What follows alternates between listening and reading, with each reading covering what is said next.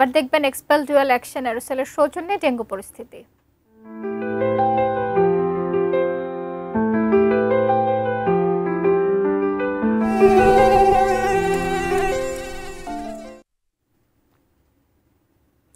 পর্যটন নগরী কক্সবাজারে অনেকটাই কমেছে ডেঙ্গুর দাপট। হাসপাতাল সূত্র মতে গত জুলাই মাসে সবচেয়ে বেশি মানুষ আক্রান্ত হয়েছেন, তবে সেই সংখ্যা অনেকাংশেই কমেছে আগস্টে। মশাবাহিত প্রাণঘাতী এই রোগের প্রাদুর্ভাব কমাতে প্রয়োজন আরও বেশি সচেতনতা।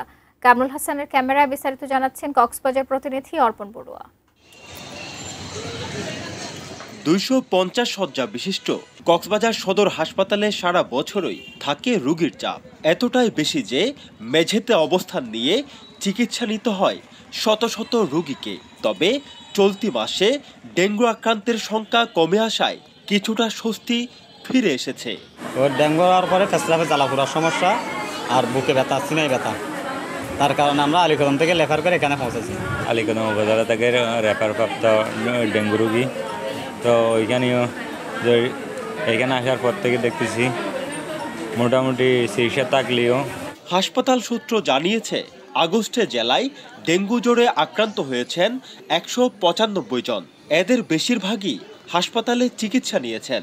তবে জুলাইয়ে ডেঙ্গু আক্রান্তের সংখ্যা ছিল অনেক বেশি, 1595 জন।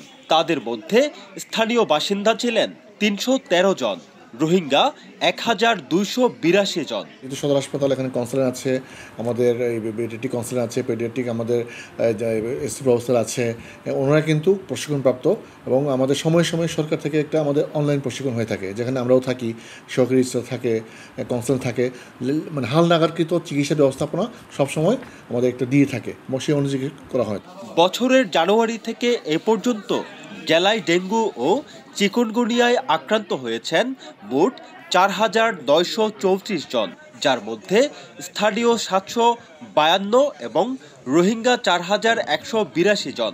অর্থাৎ রোহিঙ্গা শিবিরে আক্রান্তের সংখ্যা আশঙ্কাজনক। অর্পণ বড়ুয়া, এটিএন নিউজ, কক্সবাজার। নতুন এক্সপেল এর নতুন ফর্মুলা আরপিএমডি ডুয়েল অ্যাকশনে ঘরের মশা বাঁচবে না, বাইরের মশা আসবে না।